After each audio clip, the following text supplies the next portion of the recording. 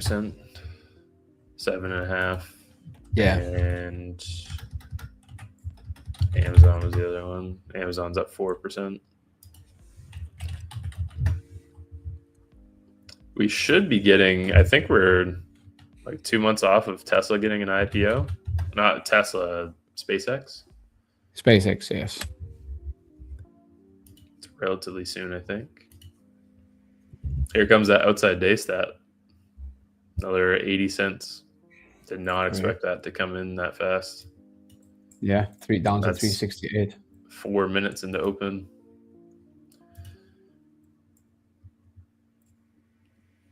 Yeah, wow, this is a NQ. This Very is a fast. $4 opening candle. 114 point pawn NQ. Today, London IBM and Q was a perfect trade. Let's see. 3 o'clock. Is it still behind by an hour? No, it's lined up now. It's all fixed. Let's see. Where was our... There's our London low, London high. Yeah, look at that. Nice retracement and then perfect push up. Good job. We are 20 cents off of taking that previous day's high. Also going to be the gap fill wall dive you're just asking about. There is almost. Actually, it did take it. Previous day's high was 661.68, and we just hit 661.66. Also, just got the gap fill.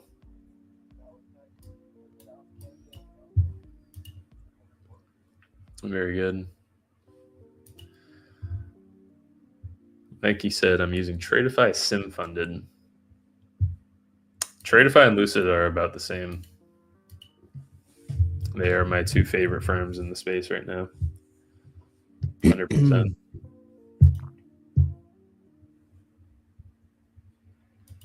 Well, maybe don't do that. You can still watch the trade with having a limit order set. What I usually do is I set... This may be bad. This may not be. I like to set my limit order. Last night, for instance, I had my limit order set on 27,455. I got filled. 458, sorry. Filled on NQ, and then I set my stop loss and I set my TP, and then I got up and just watched it on my phone. Checked it every couple of minutes. But I was in that trade for, let's see.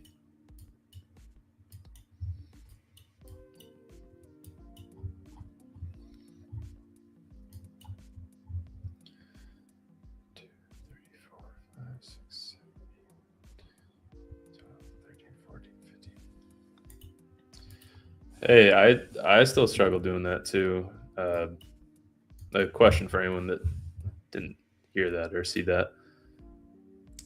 Being at the chart and getting out early or not letting your trade develop, I still do the same thing, because this is why I like walking away. That was a 22-minute trade last night. 4 micros, $276. Take the trade and then either swap to a different tab where you can't manipulate the trade. So I like to, if you guys notice on stream, I like to enter on M&Q and then I'll go and watch the QQQ chart, and I won't do anything to the M&Q trade. And then I know saying this, even then I still go and exit the trade earlier. I move the stop loss, move the TP. If you are actively watching the trade the entire time, you're going to be more inclined to do something. Kind of screw yourself over with it, if that makes sense. Do something you shouldn't. Like, you're going to click on the screen because you want to be, yeah, exactly, James. Yep. We've all been there, bro. Look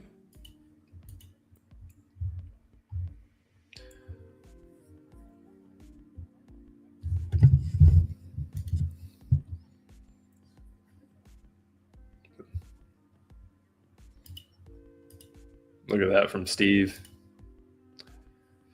Done for the day. Short MNQ. Thanks, gents. Edgeful and these streams are the best.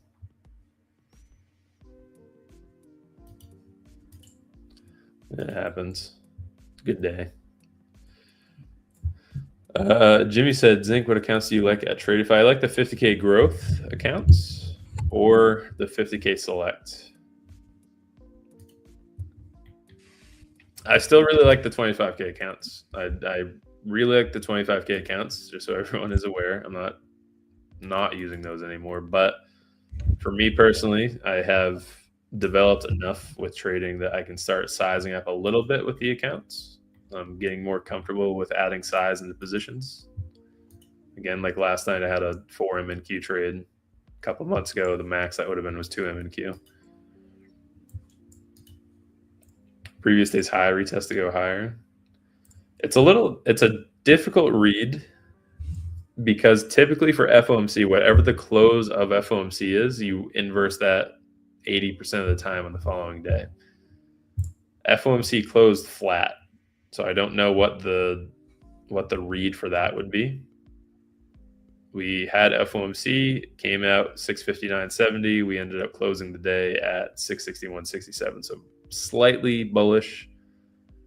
And then we had all those earnings after hours. We went up to 663, went down to 656, went all the way back up to 667. Thanks for the report, guys. Good gap fill trade. Awesome to see. Outside days, one of my favorite stats to see. Gap fill by size, I honestly didn't even look at this morning. So partly my fault there. We only had a 23% chance to fill it, so I'm glad I didn't look at it. But outside days and inside bars, the two that I will always talk about, if you were within previous day's range, that's your inside bar stat. You have an 89% chance of taking previous day's high or previous day's low. For outside days, and you can even refine this down to the weekday if you wanted to, these have about a 70% chance that we reverse. For a Thursday, we actually had a 100% reversal chance from back down. Obviously, that's not 100% all the time, but of the 5 bullish days we've had, all 5 have come down and filled that outside day stat. So very nice on that. These are the 2 edgeful reports that I use the most. 100%. Inside bars, outside days. Obviously, I use IB by rejection, the IB trade itself, but these 2 stats give you a beautiful bias into open every market or every market day, every day. And you're either reading, are we outside of previous day's range? Are we over previous day's high, under previous day's low? If so, that's an outside day stat. Are we inside of previous day's range? Are we inside of previous day's high and previous day's low? If so, that is an inside bar stat.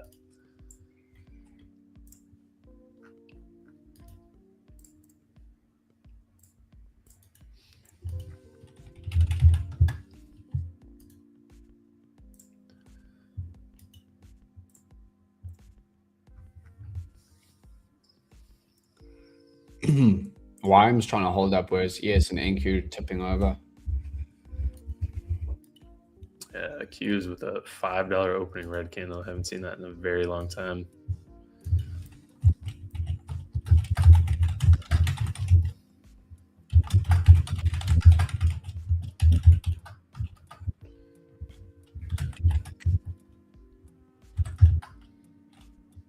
None of them are old enough to trade.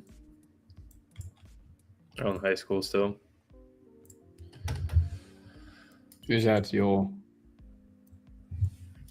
Yeah, someone in the Discord is asking if any of the high schoolers trade. Sure. Yeah, you have to be 18, right? Yeah.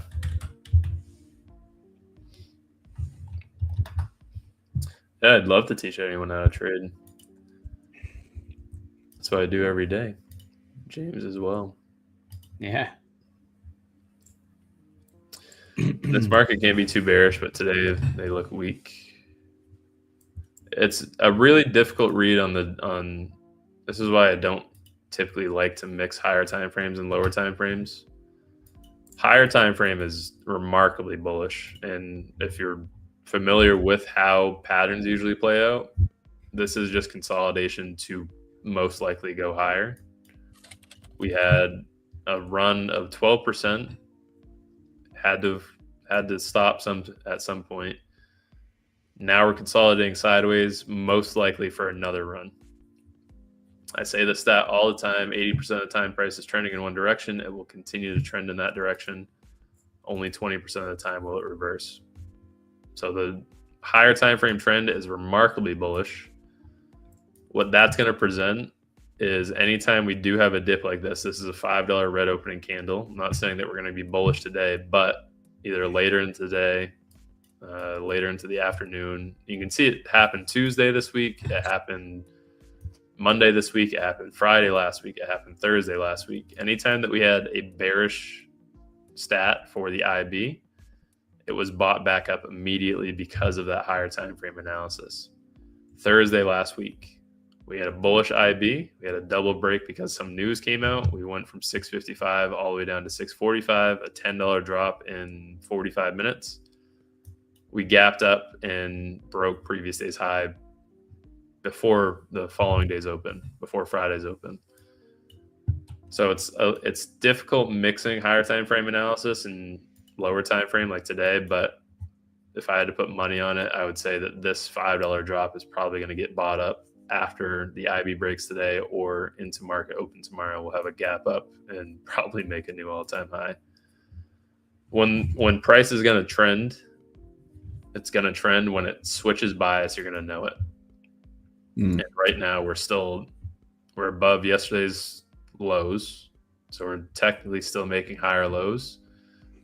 Also technically making higher highs because it was a new all-time high into open today. It's just, do you mix those time frames? Do you not?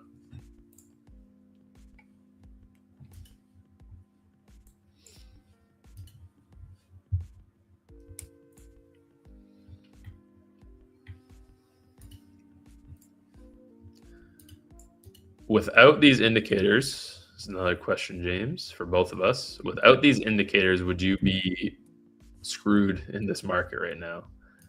The indicators that I wouldn't really call them indicators. They're just data points. Outside days, inside bars, gap fills.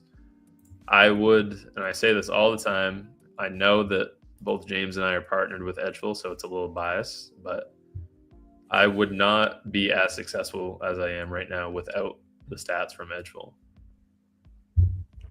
Yeah, they make them a lot easier, especially when data is changing all the time. I wasn't nearly as successful without the Edgeful stats. So I was getting payouts. I was doing like 7,000 a month, 6,000 a month in payouts, probably like 4,000 in profit after expenses, but that was just off of the London 50 model. With Edgeful, I've started doing 20,000, 30,000 consistently. Now, this past month, I was at 4,000, so it was my lowest one of the year so far. But January, I did 27,000 in payouts. February, I did 43,000. And March, I ended up doing 27,500. And that was in the course of 2 weeks. I probably would have done a lot more had I not been transitioned to live with Lucid. But that genuinely, it's all thanks to these stats on Edgeful. Inside bars, outside days, initial balance by rejection, initial balance by retracement.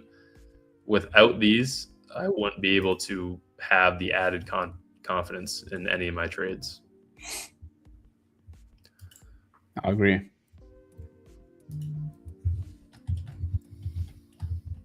Yes, rejecting that New York session VWAP at the moment.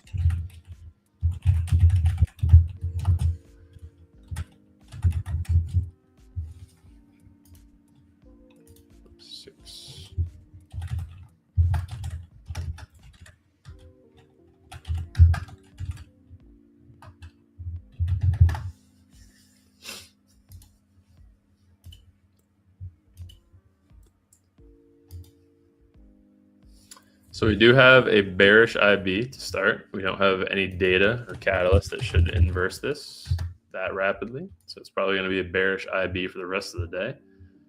We do have leading economic indicators at 10. That's it.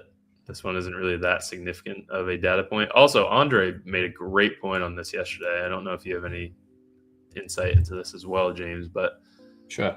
data is not anywhere near as significant as it was 2 years ago. So when you guys go on to market day this week, yeah, exactly. When you go and look at market data, when you go and look at FinTwit, Financial Juice, whatever you get your data from, when we have CPI, PPI, NFP, Barometer, consumer confidence, anyone that's been trading for the past 2 years knows that those used to yield, what would you say, James, like a 2% move, 1% move? Yeah. I mean, CPI used to move the market like a good amount, even NFP. Yeah. And anyone that has even been in the prop space for the past 6 months, I'm sure you guys have all seen someone post the CPI strangle or CPI straddle, where you go long and short. You have a stop buy and a sell, a buy stop and a sell stop, like 20 points above and below price. That doesn't really work anymore because the market is not reading that data as significant as it used to, because the data isn't as significant as it used to be. And Andre mentioned yesterday we had 9% CPI 2 years ago, 3 years ago, or 4 years ago now. Holy smokes. Now our CPI is all the way down at 2.2, 2.5 in that range. So I don't really look at I still look at the data. I still look to see what data we have each week. It's not nearly as significant as it used to be. It doesn't have as much of an impact in the market. So there's no reason for us to anticipate that it's going to have that same impact that it used to. Also, another reason why you need to have stats like on these edgeful stats where I go and look at the 6-month time frame. The market is always evolving. The market's always changing. So if you benefit from back testing for 5 years, great. If not many people are going to. You need to look at each individual weekday, which you can. And I do the same thing every day. Thursday, IB by rejection. Okay, this is a 66%, 71% stat. If we go and look at IB by rejection for a Wednesday, you can see that on a Wednesday, it's 85 versus 83. Stats on a Wednesday, a lot higher than stats on a Thursday, so I may be more inclined to be a little bit more aggressive on a Wednesday. Sure. A little less aggressive on a Thursday. Each individual weekday matters a lot. And if you guys have been trading the IB for the past 2 months, Tuesdays suck. And that's visible on the stats. We have a 58% versus 41%, 64% versus 35%. This is pretty damn close to a coin flip. So there's no reason, there's no statistical advantage to me taking the IB on a Tuesday if the IB high forms first. Really not that much different for an IB low forming first.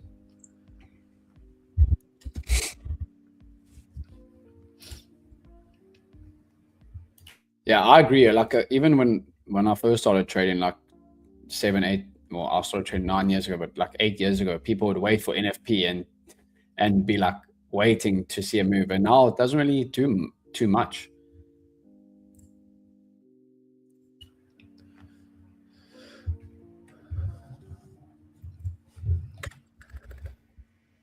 Oh, NQ really falling off here, probably because of that Meta down 9%.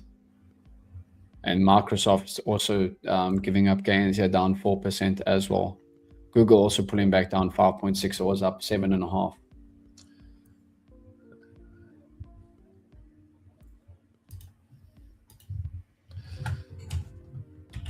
So when in my trading did I become confident enough to tell my wife to stop working? I told her to stop working like 2 years ago, but it's not as much of the trading profits, but it's kind of the drive behind it. Another reason I refer to successful traders like myself, James. Does your wife work, James? She doesn't actually, but she's a lot smarter than me. She's got, she used to be like a special needs teacher, psychologist thing. Hey, my wife too. So traders that trade for a purpose as opposed to just the money, and this isn't just trading, by the way, this is every profession there is. If you go and talk to anyone that's successful, they do not do it for the money. Yeah. Not a single person does it for the money. Every person that you talk to that has had some success or continues to have success, the money's a benefit. Yeah, it's really freaking nice getting a 10K payout or a 20K payout each month from futures trading. But the whole reason I'm able to do that is because I know that if I tilt regularly, if I tilt every day, which I still do tilt, that's going to happen, just so you know, that doesn't get any easier. But if I tilt, then that risked my, I can't say that word right now, that risked her going back to work, or me saying, hey, you have to go and find a job again, or I risk my house or my car. The purpose that I have to trade is X, Y, and Z. You need to trade for a purpose as opposed to trading for money. If you have more pressure on you, pressure is not a bad thing. You should be able to trade under pressure. If you're trading for money, you're not going to money in versus money out. The more you spend, the more you typically have come in. So you could be in the group on FinTwit that says, hey, trading futures is an ROI game. You need to go and spend a shit ton of money on $300,000 a month on prop firms, and you get $400,000 back. So you made $400,000 or $100,000 that month. Or you can be in the group that goes and spends $2,000 and makes $60,000 for the month. Your ROI is worlds better. Like James, I don't know, you've probably spent. Actually, you said you spent nothing on those FTMO accounts. Yeah, well, I got the refunded. Yeah. No, there's two different groups. The pressure that I have on me. Yeah. I agree with you on that, Zink. A lot of people, we obviously get into it because you can make a lot of money, but I think to stay there, you don't have, money is not the reason why you stay. Nope. It's obviously nice to, as you said, get those 10K payouts every month and whatever it is, but it's, you got to have a bigger reason. Geez, thank you, down 240 now, 237 and still falling.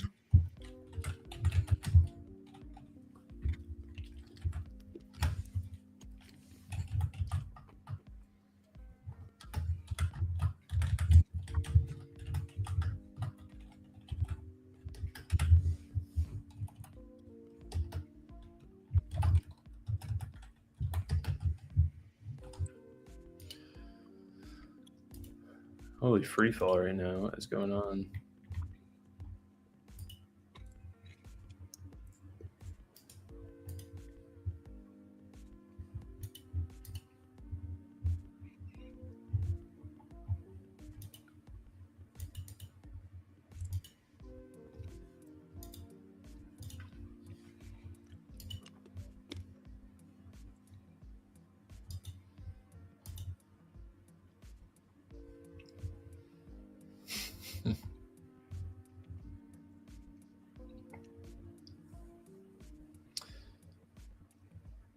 So what is my like morning open routine? It would be looking at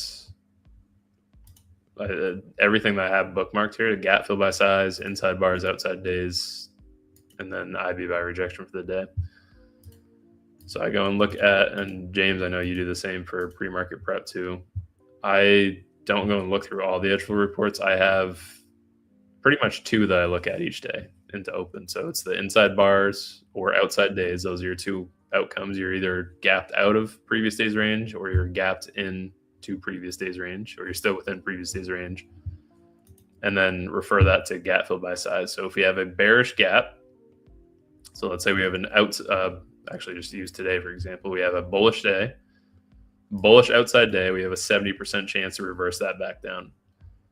Go and combine that with the gap fill by size, which again, I didn't look at this morning, which I'm kind of glad I didn't, because we gapped between 0.4 and 0.6. We only had a 23% chance to fill it, which we did. Those are the two that I look at each morning. It's either inside days, outside days, and then you add in the gap fill by size. Yeah. I kind of have the same thing. I look at my 1 or 2 reports. I like using the previous day's range report and the opening candle continuation, which obviously can only wait until the open first. I'd like to front run it, just like Zinc does with the RB.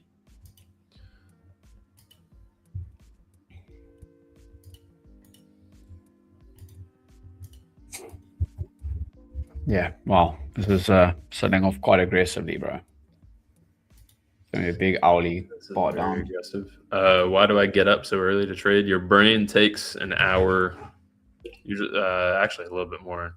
Depends on your sleep cycle. I don't know if anyone in here looks into circadian rhythms, but if I just go and do a quick look up, how long does it take? So if you notice that and I used to do this too, it was really easy to do this on Top Step.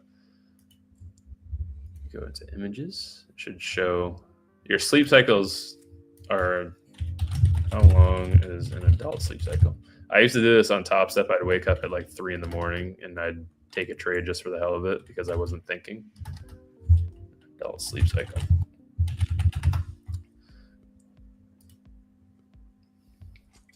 Yep. So a sleep cycle is about 90 minutes. So if you wake up at the end of your sleep cycle, your brain is starting to wake up. Sorry, it should already be awake. If you wake up, tricky to do the math here. Let's say you have 5 sleep cycles for the night. So you're asleep for 450 minutes, whatever the math on that comes out to be. I can't think right now. 8 hours, almost 8 hours. If you wake up at 7 hours, you're technically still asleep for another hour because your sleep cycle just started at 90 minutes. So I wake up, and before I even trade anything, I want to be awake for at least an hour. So that's why I wake up at I've been waking up at like 6:30, 7 o'clock.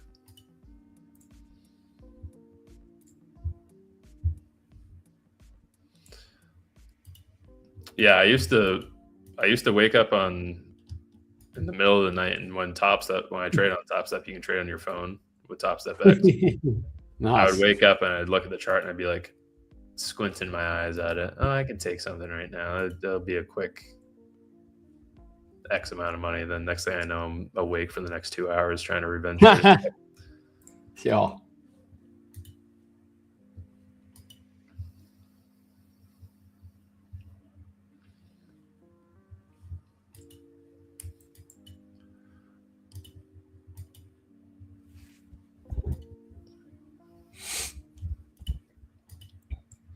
I do like shorts right now. Great quote from Spate right there. There's the Andre's 10 o'clock wiggle. Yeah. 10 o'clock wiggle. I do like shorts. Probably. Now, there's no stat for this, so there's no extra draw, but we probably will go to previous day's low. Yeah, down. Which down is all the way down to 656. Maybe we will. We might not. We might just stop when we hit the IB.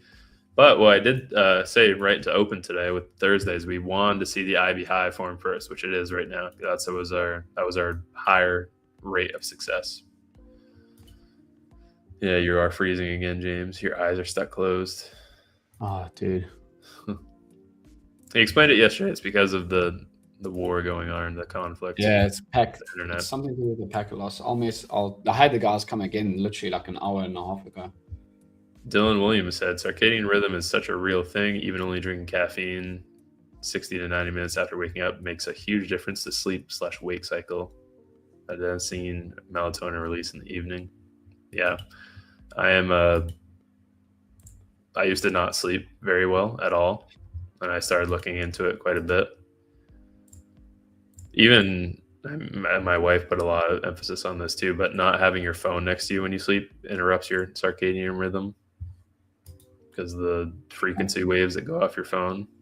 Yeah. IMFs, I think is what they're called.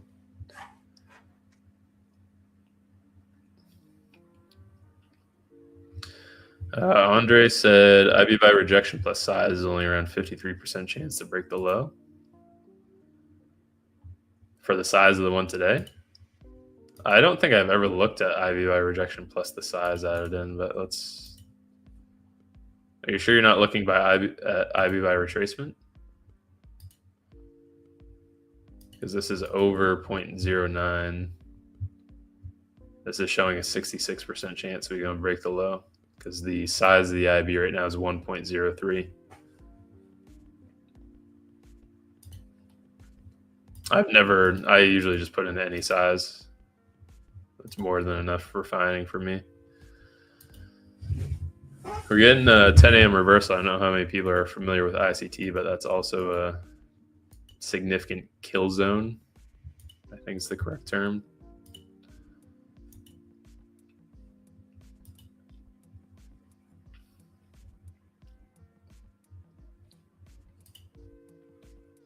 I looked into ICT a decent bit, but it's too confusing. I'm familiar with what the terms are. I couldn't tell you how most of them work, though. I just know that from Leo, he's told me a lot about the 10 a.m. time frame. Leo and T-Trades both. The 10 a.m. time frame, you usually there's either a continuation or there's a reversal. Yesterday we had a reversal, small reversal. It just ended up being a wiggle, and then it was a continuation. Today, this is looking more like a reversal. And this isn't me explaining this, so please do not try to learn something from this. But what I've been told is that you look for the 10 a.m. time frame. You either get the reversal or continuation lower. For a reversal signature, you want to see an inverse fair value gap on the 1 minute. Again, this is all very confusing stuff that I don't understand for ICT because I haven't put the work into it, but that's how two of the most successful guys that I know that trade use that 10 a.m. time frame. They look for an inverse fair value gap on the 10 a.m. time frame on the 1 minute. I'm selecting initial balance by size, 0.6 to 0.089. Our IB size right now is 1.03. So we're in the last bracket on the IB. I've never refined it down to the size by the IB by rejection, though. AMD's, do I even want to see what AMD's price is? Oh, God. 344. Oh, this makes me so sad. I mean, if you think a tech bubble is going to pop, you're going to be waiting for years and years, like our dear friend Michael Burry. I had AMDL shares at $3 April last year. 1,000% on those. Even if you'd bought them April of this year, holy hell! 12 from April 6th to present.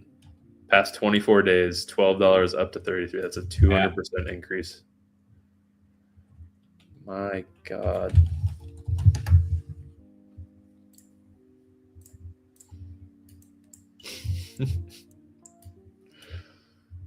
This is so sad to see. I had MU shares at 95. I had AMD shares at like 70 something.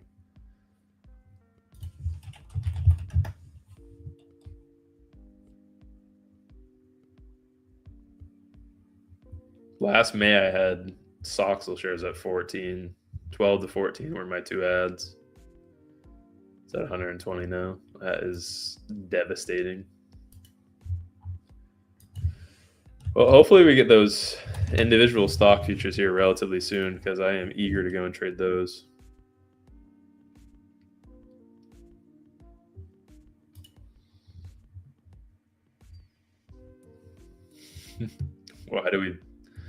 Why do we tend to full port when we wake up in the morning?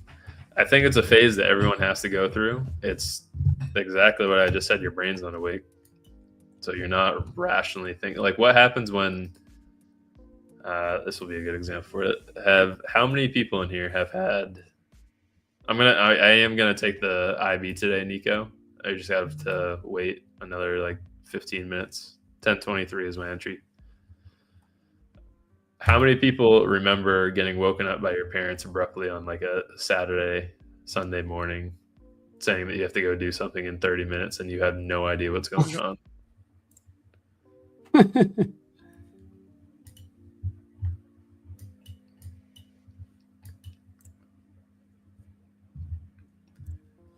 Or you wake someone else up and they just say the weirdest stuff when they wake up. You wake them up and you're like, "Come on, we have to go," even from a nap, and they're like, "What? Huh? What time is it?" Yeah. So when you do, imagine doing that, which again, I've done it. I think probably everyone that's traded ever has done it. You wake up and you're like, I'm feeling a little lucky. Your brain's not working. Your brain's still asleep. So all your risk parameters or your personal risk parameters in your head, everything that you usually think when you're in a trade at, like the one we're about to take in the next 10 minutes, everything you think about when you typically get into a trade, that's not there. So you wake up and you're like, oh yeah, price is going this way. I'm going to do this. Feeling lucky.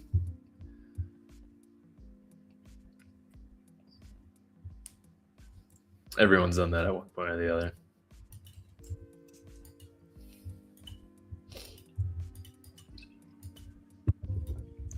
That's why you gotta have the max loss rules on your account, dude.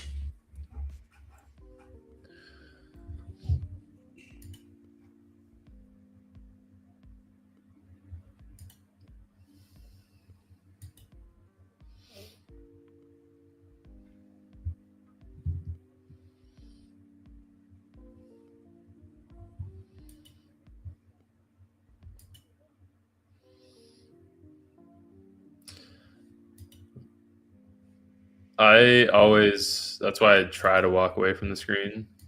So the question was, how do I enter a trade and not get worried that's going to go to the stop loss? I still do, but if you're actively watching every tick on that trade, every cent that it's moving, you're not going to allow the trade to develop at all. So you enter the trade, every trade has a plan associated with it. Every successful trade should. James, for instance, my trades, I take the IB at the IB 50. My stop loss is at for today's example, IB high, take profit at IB low. That's it. That's the trade plan. I'm either in the trade until it gets stopped out or I'm in the trade until it hits TP.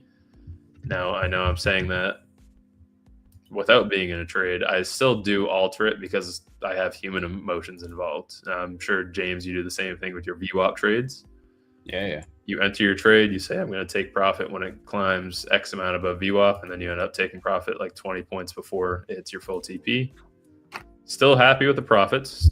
It's very difficult to see. Andre talks about this all the time too. You're up 500% on a trade. How are you going to let that trade run to 1,000% without securing profits along the way?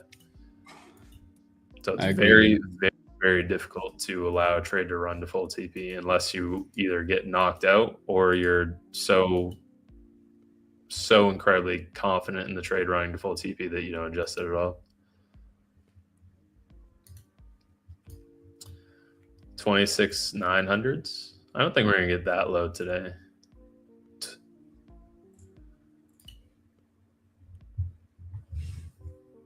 Oh, that'll be another 300 points. Yeah, I don't think we're going to drop that much. That would be like a negative 2% day, negative 2.5. When I enter trades, I like to switch the tab. That's as simple as that. So I'll enter on, you'll see coming up here shortly. Hopefully we get an entry today. I'll enter short on MNQ, and then I'll go and swap and watch the QQQ chart because they're the same thing. But the only difference is on this QQQ chart, I don't have the profit or loss constantly fluctuating. So I'm not going to be urgent with the trade.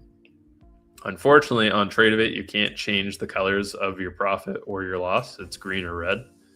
So when you see green and red flashing in the bottom left, same thing as traffic lights, it triggers urgency in your brain. That's why you make rash decisions. A lot of psychology-based stuff today that we've been discussing. I was going to pull something. Oh, gold. I was going to take a look at gold.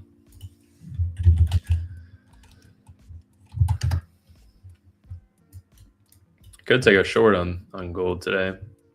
On that point, This is the main reason that edgeful works so well for me, is because with the stats, again, we're taking a look at Thursday.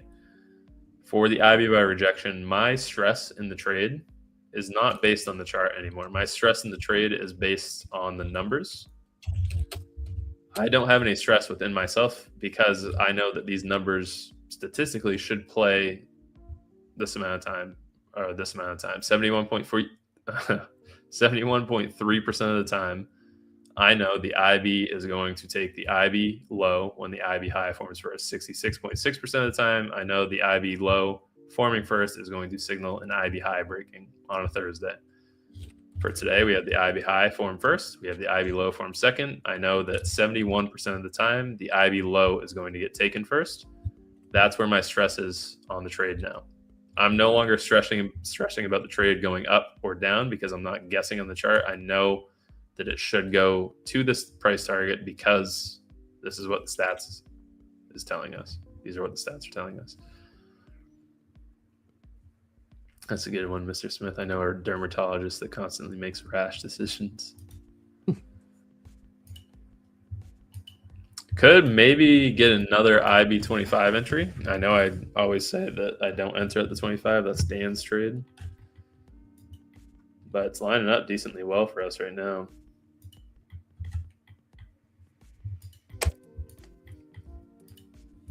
As I said that, it rejects down 50 cents.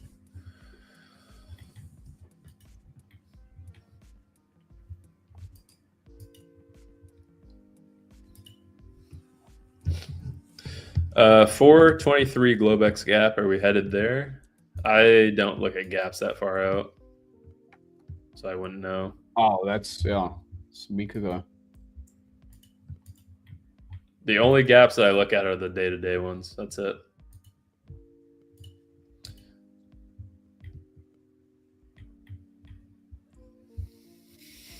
Yeah, my bad. I jinxed price going in the direction we were looking for. Oops.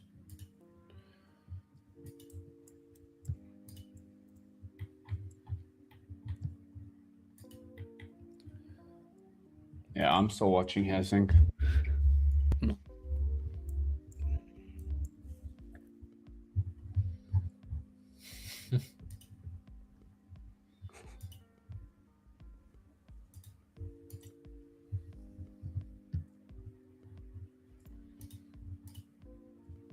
Does look like I do want to continue lower higher. Yep.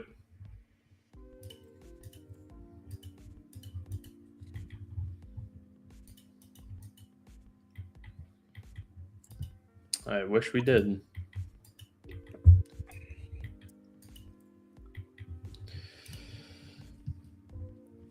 All right, we want to see 712.70 or 661.79. I might take a short on golds because that one's looking a lot better. And this would be a 1 MGC risk. So that's our IB for today on gold. We just rejected the midpoint. I want to see price get to 4634. IB low is 4621. So it would be $130 risk, $130 risk reward on that. Trend is definitely down. The reason I'm looking at gold is because I don't think we're going to get an entry on Qs. This is going to keep free falling right here. Previous day's low is the only other draw that I imagine we could go to. I've got a small position on ES short at the moment. Nice. On 62.50.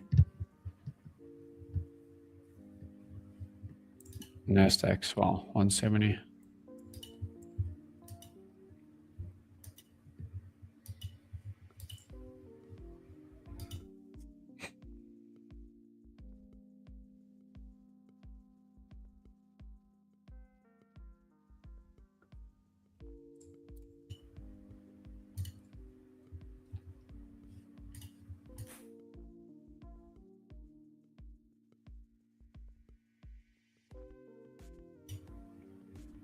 Why I'm still going up, by the way. What the heck? Yeah, why I'm new half day. Interesting. What? Yeah. I know I might get some flack from James here, but that's why I don't look at YM at all. Yeah.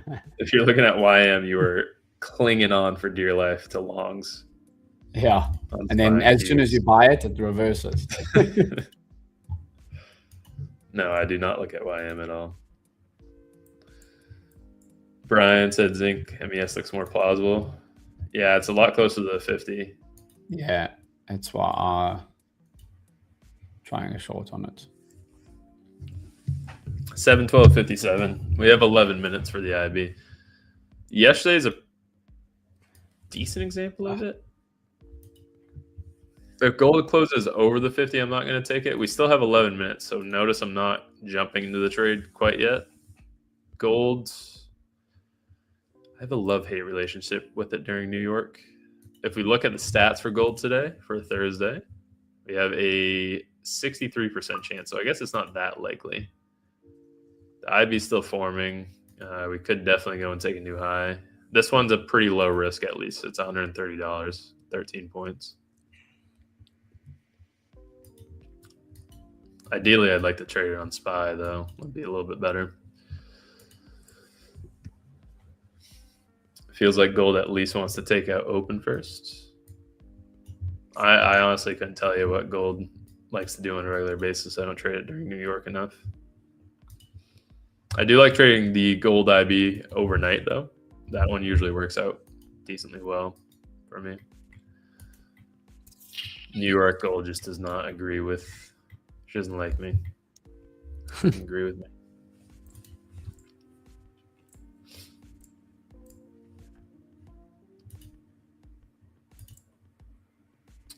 Atta girl, SPY. Keep going. If SPY gets up to the 50, 7/12/57, 70 cents away, I'll take the shorts on there. Our MES range should be like 30 points. So $150 risk reward. Let's see. That's our IB. Midpoint 7178, low 7156, 22 points, $110 risk reward. So you can go in with 2 micros on MES. Yeah. How come MGC and gold stats are so different? Because there's slippage. It's quite a bit of slippage on gold. MGC might be the one that's a little more accurate because the ticks move a lot more than gold trading at 440, 420. But I always use the trading view assets, gold, QQQ, SPY, DIA, because the slippage on MNQ or GC is quite bad. And I think I finally figured out yesterday on SPY because SPY almost took the low.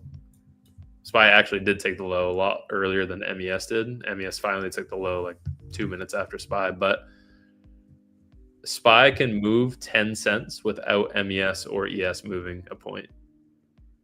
I think it starts moving a point at 12 cents or half a point, half a tick at 12 cents. And that's just based on the share price. The lower SPY is, the more lined up they are. But since SPY is trading at 7-Eleven now, the correlation isn't as much. Yeah, Dow up a cool 1,000 points since London low. Yeah. Must be something moving in it. Yeah, ES is actually at a nice point to short. Does Dow have AMD in it by chance? I don't believe so.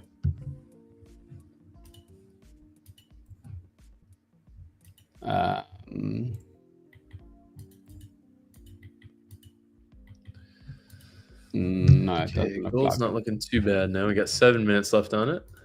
If it's right at the midpoint, I wouldn't mind taking it. Make sure I go down to 5. I'm not gonna risk too much on this.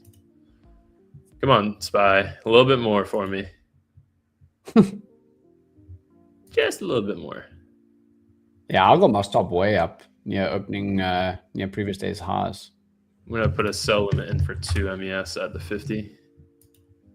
Sell 10 limit at 7179. And then I'll put the buy 10 stop at 7.2. So 21 point risk.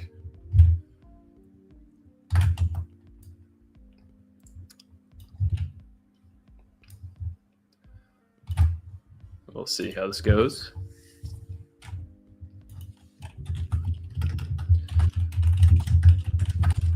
IB50. $220 risk.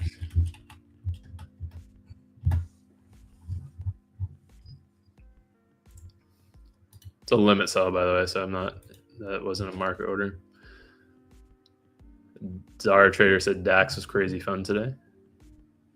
DAX, let's have a look. Yeah, that thing just ripped. Yeah.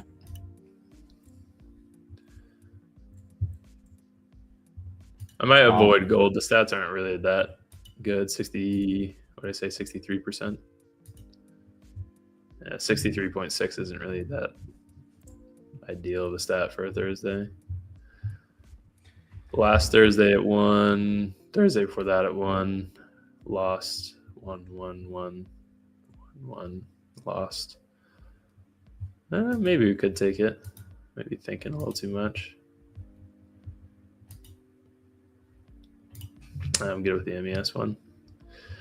Yeah, I like the shorts on the ES. That's why I'm in them at the moment, just as a price, like a directional play, not really, as trying to snipe a quick scalp. If it could let me in, that'd be great. MNQ's range is a little too big for me to trade today. So we're looking at from the midpoint 160 points, so $320 risk reward on one micro. It's a little too much, especially for anyone on 25K accounts. Even the 50K accounts, that's 240 is what I'm trying to risk per trade. So this one fits my parameters perfectly. 220 for the risk. VIX crashing. Now, before I go and look at VIX, how confident are you in the usage of that word crashing? So if I go and look at it and it's down 20 cents, you and I are going to have a problem.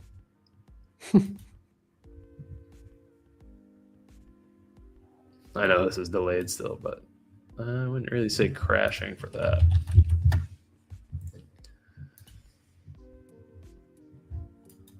Gold also has a pretty... no, I'm not going to take it on gold. See if we get the entry on SPY or not.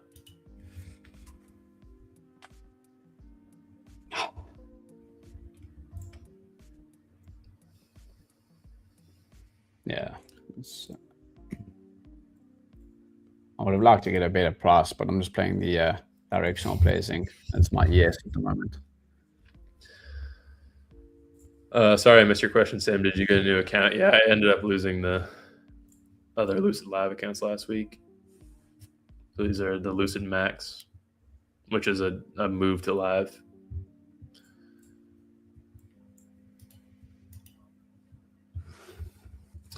I shouldn't have tilted anyway. RV25. I just outright lost the accounts. Yeah. And then I ended up tilting, trying to make it back. What, like trading like Asian session? Yep. And my ES still looks decent here. Can you let me get in first, James? IB25 NQ short, goated. That was a perfect entry. The size of the range, you can probably be okay going with the 25 with how big today's range is, but I still prefer to get that IB50 entry. I swear, every time I go for the IB25 entry, it ends up pulling back to the IB50, and I get stopped out in the first entry. And the second one didn't win, so I end up making a quarter of what I should on the day for no reason. And it happens regularly. It happens all the time.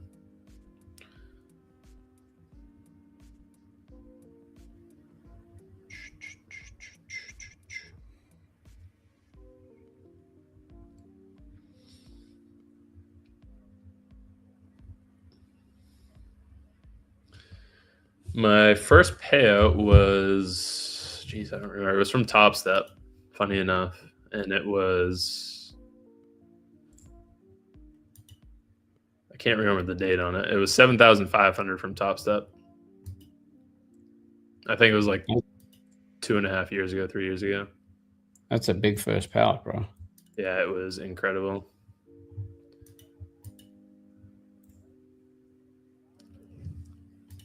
I'd do it taken 2 years. No, it's if I had gone a different route, like Pipsy, I'm not shedding anything bad on you in here, but you learn from the right people. But I'd say your spend was probably also a little bit more, right? With the path that you're going now.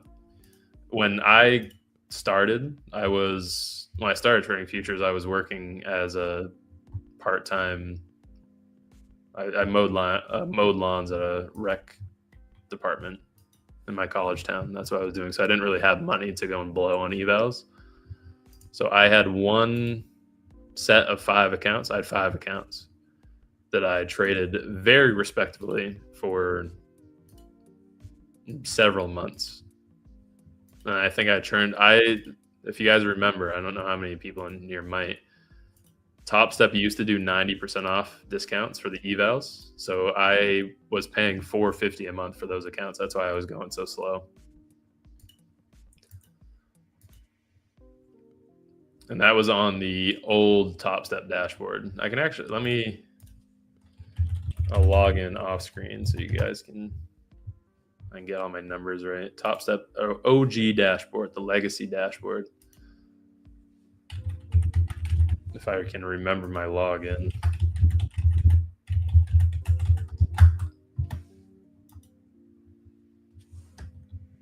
I honestly have no idea what my login is. Oh, there we go. I got in. This thing's probably going to be pretty slow since it's decommissioned. Okay. Are you in with me? Not yet. Didn't get filled. My limit sell at the 50. All right. So this was my first payout from Top Step was April of 2024.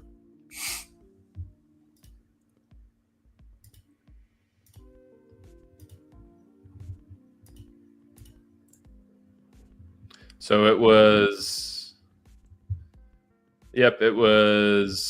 probably, I'm looking at the payments. I don't know if they go any further back than this. They should have more than this, but my first payment to Top Step was 2022. And it was a 50K trading combine, payment amount $4.50. Jeez. Here, I'll put a screenshot of it on the screen. Yep. I don't really care about the invoice number and everything, but I'll put it on my screen right now. About to get filled short, by the way. Tick me in. Yeah, much better. There we go. Got filled. So filled short, we're looking for IB low. I-10 limit at the IB low. Now we'll go over and watch SPY. Gold also hit that rejection point. Okay. This was my first order on Top Step. It's on my screen right now. $4.50 for a 50K trading combo. They used to do, I don't remember what it was called. It was years ago. They haven't done one of these, like, I don't know how long. I think, actually, if you want to reach out to, in the Discord, his name's WB Wyatt. He still has an account at $450 a month from Top Step that he just uses to look at price on Top Step X. That's it. But this was back from 2022. They used to do flash sales on their Top Step TV where they would do 90% off codes. But they no longer do those, sadly. Yeah, I remember that actually. They used to do like fire drills. There we go, XD. You got it. Fire drills. The old school $4.50 combines. It was 90% off. The combines were $45. It was 90% off fire sale. That's right. Stop loss for this trade is the IB high, 7200.75. TP is 7156. We have a 73% chance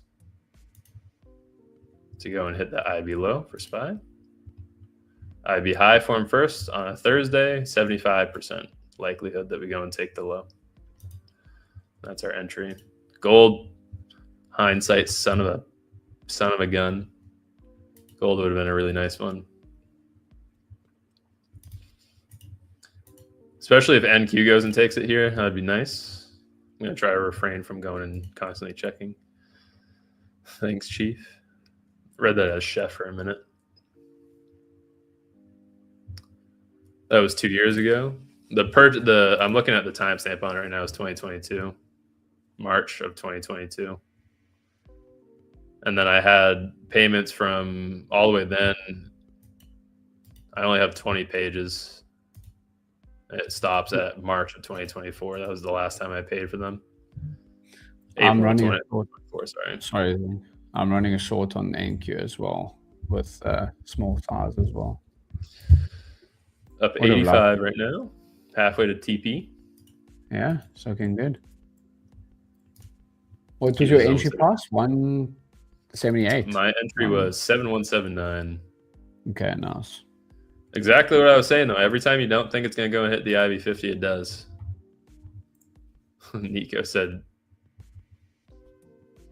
I don't scale in the trades. Nico said, WTF, $5 for an eval. The glory days, man. Yeah, that is pretty crazy.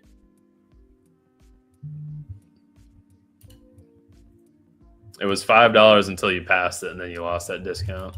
So it took me what looks like 8 months to pass it.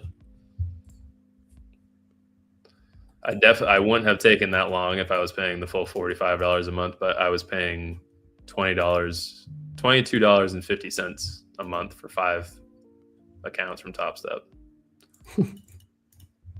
Jeez.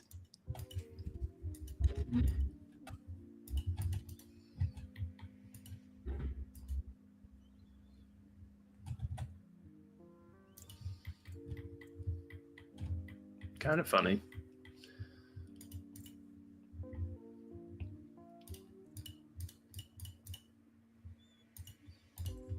All right, let's go to the full TP, please.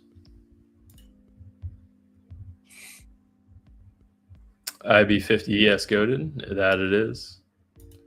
Could definitely secure already, but I'm going to try to let it run to full TP. Yeah, look at that MGC trade. That would have been beautiful. All coming from hindsight, the best traders in the world.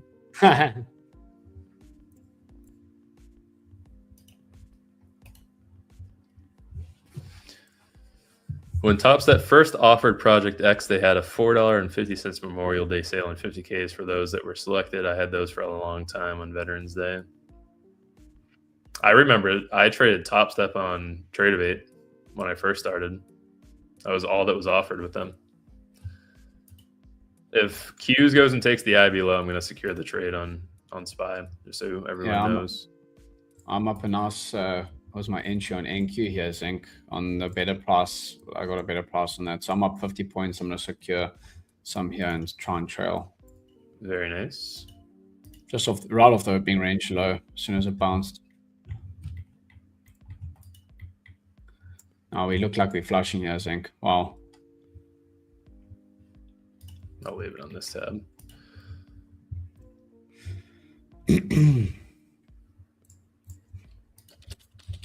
Curious about Microsoft's 65425 calls and what we expect for IB going tomorrow and later in this week. IB, the implied volatility should already be decayed out because earnings is already done. We're not going to have any more increase on that.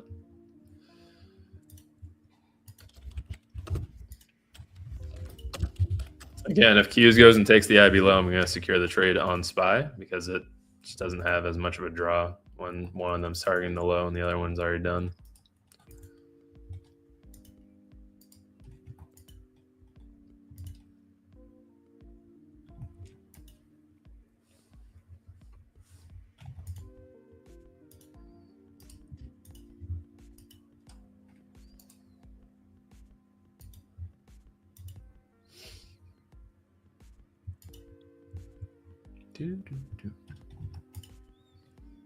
So I took 75% off on NQ. I'm still holding 25, and then I'm still with my ES trade zinc. Nice.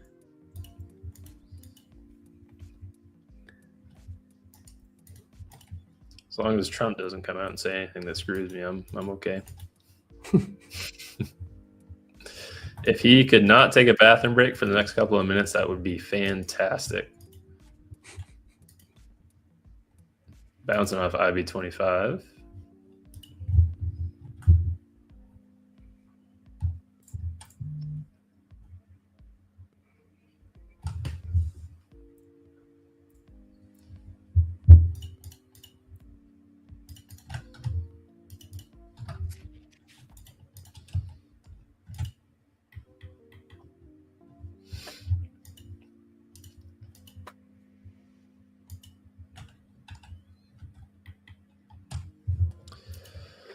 Like right now, because I'm looking at it at 130, I very badly want to go and secure it. Q is about to go and take the IB low. Yep, here comes ES as well. Yeah, whatever. I'm so bad. I took it. I secured the 130. Nice. Out for 130 profit. I can't. It's not my confidence in the strategy. It's just I see the profit on the screen and I'm so used to. I can't not secure it. So I guess that technically was a negative risk reward trade, but still a really good entry. Out for 130 profit. Yeah. And then it goes and shoots up. Nice.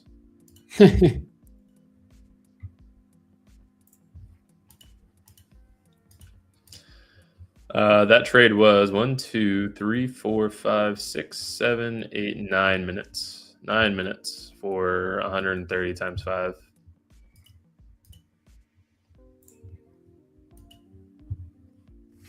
Not too bad.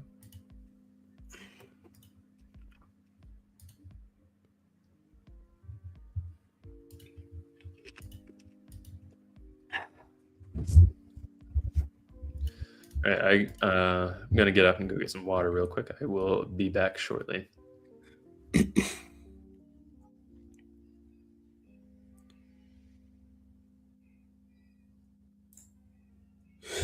Yeah, I can get let's get my, so I'm still in the ES. I did secure on NQ, but yeah, still in ES shorts as well. So I think I didn't get a great entry price personally on ES compared to NQ. NQ came right off of that opening range low for me, which obviously was a much better entry price on the pullback.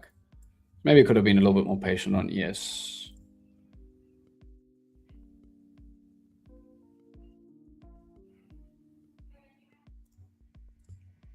But yeah, we'll see what how this wants to play out.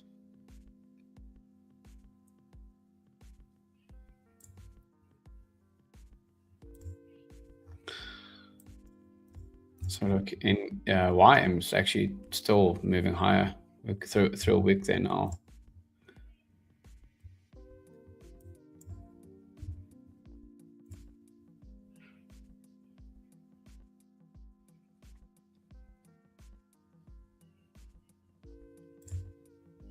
So yeah, still looks good. I've got my stop at break even on the rest on NQ.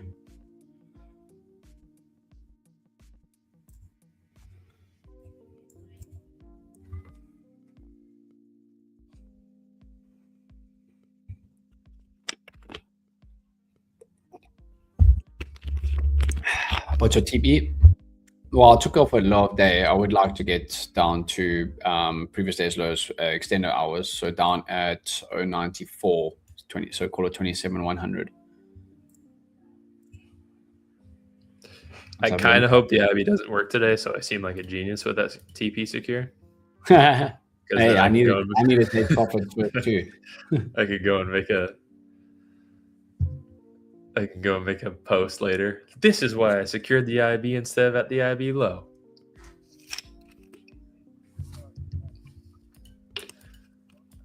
You could get back in. I probably won't. I'm up for 400, 395 on the day. But you definitely could get back in. Brian said SOB, everyone covered when zinc did, and it shot up. One of my lots near break even.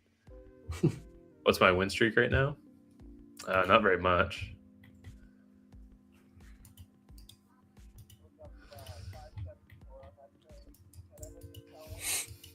Put yours. Whoops. My bad. All the people that secured their sim profits with me shot the price up.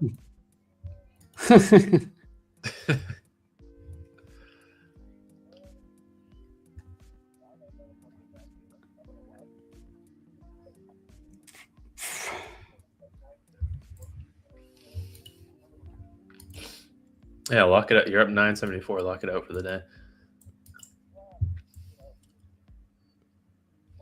All the positions I talk about too. I don't.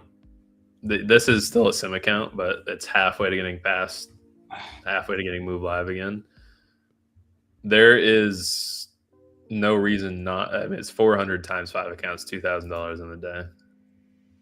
It's also another reason I like securing 130. Yes, on one account doesn't seem. It's still a lot of money, but 130 on one account, not very much. 130 over 5 accounts, we're looking at a $650 trade. Yeah, scaling.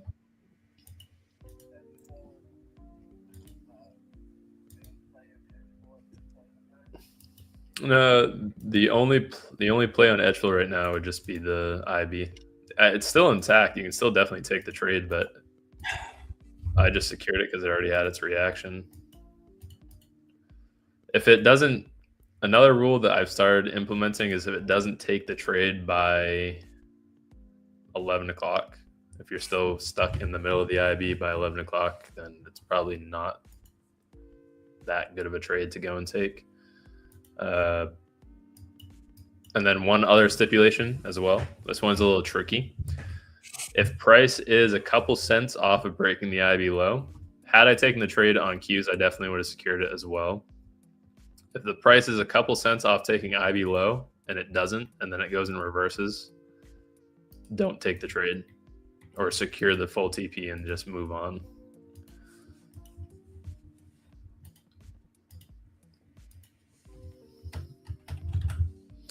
QQQ didn't take the IB low. I don't really have a validation for why I secured the profits. I just 125, 130, so you didn't take it. No one has ever gone broke. There will never be any unprofitable traders who take profit when they see it. That's probably wrong to say. There will still be people, but if you have a somewhat mechanical approach. Sure. I know. No. Oops.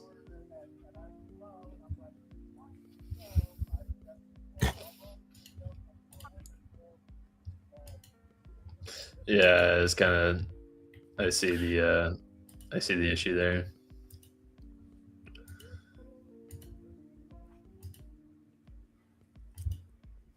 What they just said, James, was 30 minutes ago. Where I was just talking about letting trades run and not watching them. Yeah, I would take the profit on it. Yeah, that's funny, but I mean, good profit taking. You blame me. That's hilarious. Oops, my bad. Might be, guys.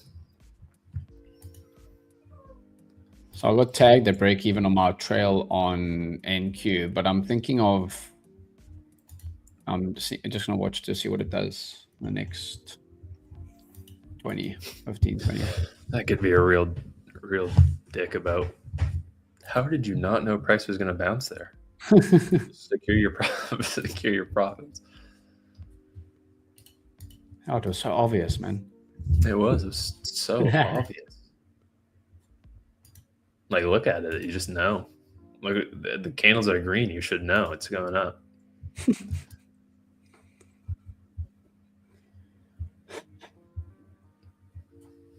XSD says doubtful the 100 people watching this move the market like that. Next time, do a countdown. Everyone flat on 3, 2, 1. It did bounce almost immediately after I sold it, but I did have enough time to type it out.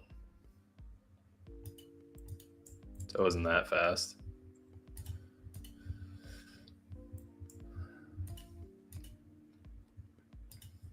My bad, guys. You can blame me. I'll take the blame today. Maybe I should alter what I was talking about earlier. In terms of the profit taking, maybe this current market, you don't let trades run all the way.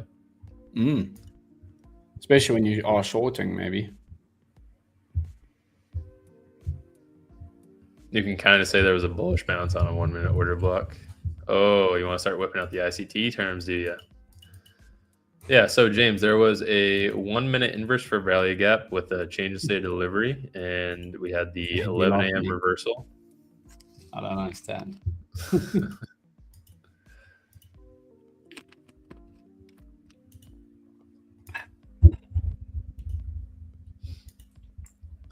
I know if Andre was in here, he would have told me to do the same thing. So I'm not too upset. I think you and I actually both told Andre to do the same thing earlier this week.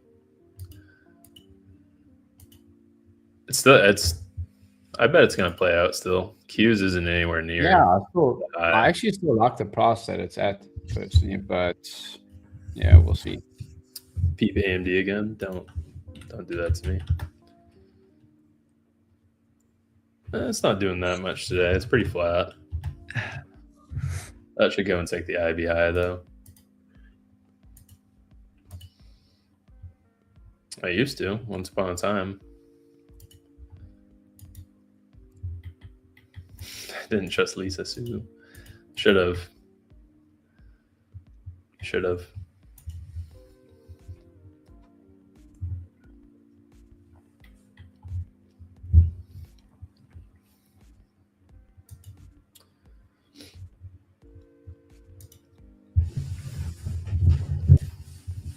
So if you guys have edgeful, that was aggressive. If you have edgeful, this is the one set of stats that has allowed me to take those 20,000, 25,000 in payouts in the past couple of months. Just looking at the IBOR rejection and going into customize weekdays to use, customizing it to the weekday, and knowing which weekdays to hammer, which ones not to. So if you go and look at Tuesday, for example, from this week, I didn't take the trade on Tuesday for QQQ because the data told me not to. 58 versus 41%. There's no statistical advantage in taking an IB that looks like that versus taking the IB today on MES, which we just did. This is telling us we have a 75% chance to go and take the low. Sure. Now I know it's not looking that good now. We did get a pretty nice reaction immediately after the IB, hitting the IB 50 and then right back down. As I was just saying, if it's a couple cents away, Q's securing it's okay. Obviously, this is all coming from hindsight. So anyone that's still in the trade, I'm sorry the IB is not working out too well in SPY. If it does end up going and reversing, then I'm very happy with securing the profits where I did. I know I was just talking about letting trades run, but also current market may be a little more difficult for me to make that point in. I do feel kind of bad that I was talking about letting trades run and getting up and walking away, and then this happens. I've had, in the past 3 weeks, I've had 3 trades that I've moved to break even. I've even asked people in the Discord to help me with this because every time I move a trade to break even, today would have been a perfect example. If I move that stop loss to break even, I turned a $130 profit trade into nothing. So it's still the evolving risk reward factor.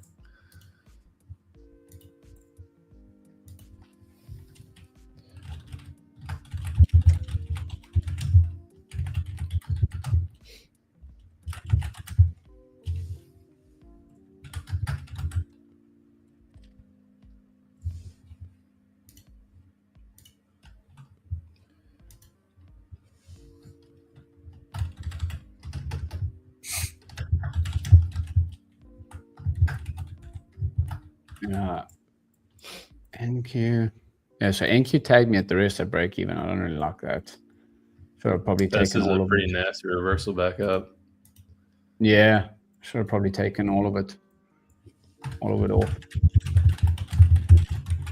Should have listened to you. Should have been aggressive on that profit taking. It's not very often that I get a lucky exit like that where it happens to be the lowest that went. I missed maybe like $5 on that secure. Sure. I missed 2 points, $15. Does look like it's going to go and validate the high now.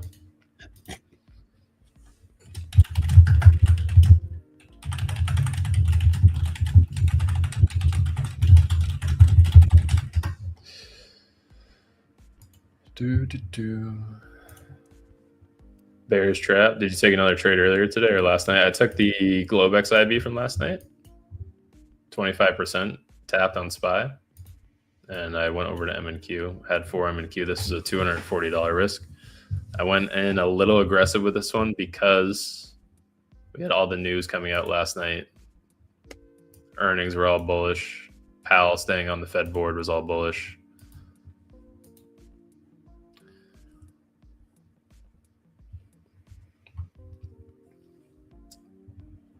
Ed Pan said, question, James, between step 1 or step 2 on FTMO, what do you prefer? I take the 2-step personally because of the static drawdown. I mean, if you want to get the trailing drawdown, I think futures is, I think at the instant fund it's there. But yeah, I personally do the 2-step. I've never taken a 1-step with FTMO. Did we have any slippage on M&Q by chance? No, we didn't. I was going to say, if M&Q somehow, or NQ even slipped and took that IB low, that would make sense for why we're bouncing like we are right now.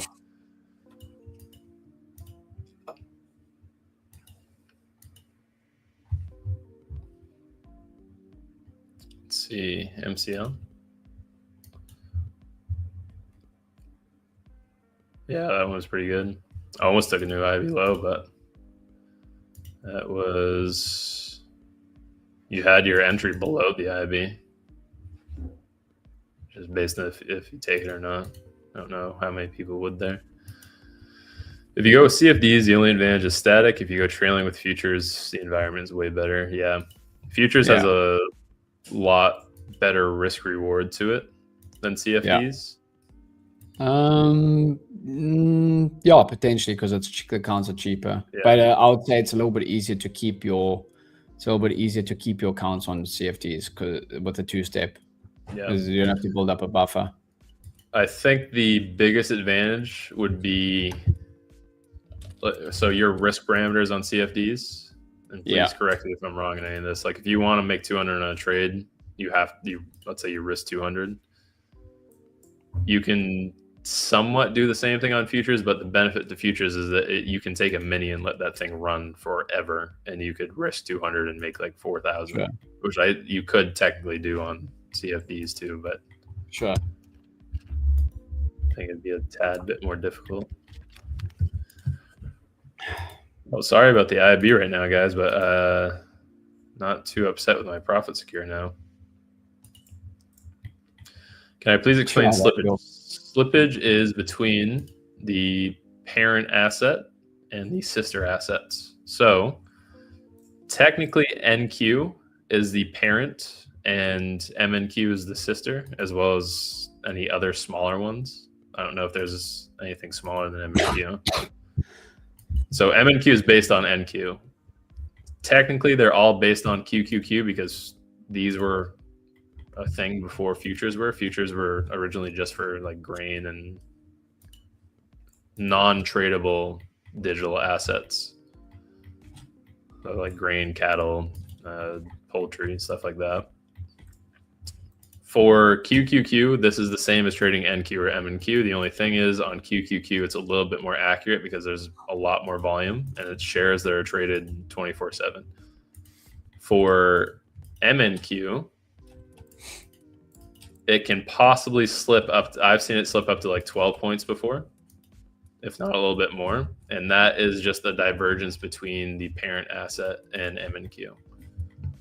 and there's not really anything that you can do about it. Unfortunately, you can't go and say I'm not going to trade it this way because of X reason. Slippage just happens. If it's a low volume day, there's going to be a lot more slippage. Yeah, like on bank holidays, right? I don't know what Ko was laughing about because I said sorry, guys. I secured, I think it was maybe a minute, but IB still worked for me today. Is it safe to say if SPY takes the IB high, QQQ will follow? Does that play into the stat that 0 times if both are wrong? That was for when they're diverged. Typically, yes. If SPY goes and takes the IB high right now, QQQ should follow. It's unlikely that one of them ends up being wrong and the other one plays out correctly. They'll both be wrong. If they're both wrong, they're both wrong.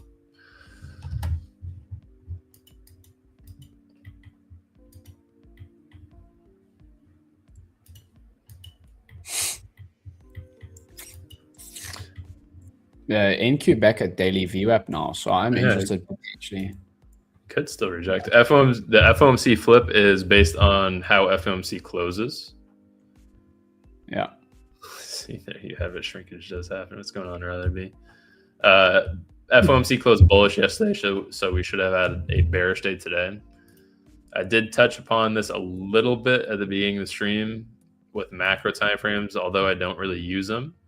But I did mention with this pretty massive drop on Qs, our macro time frame is stupidly bullish. So even with Qs pushing down like this, it's a lot more difficult for us to sustain downside when this is going to be seen as a phenomenal buying opportunity into the dip.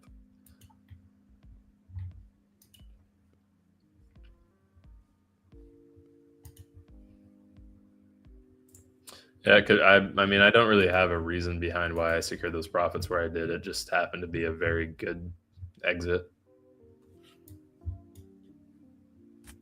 Obviously, it's not looking like it's working out right now.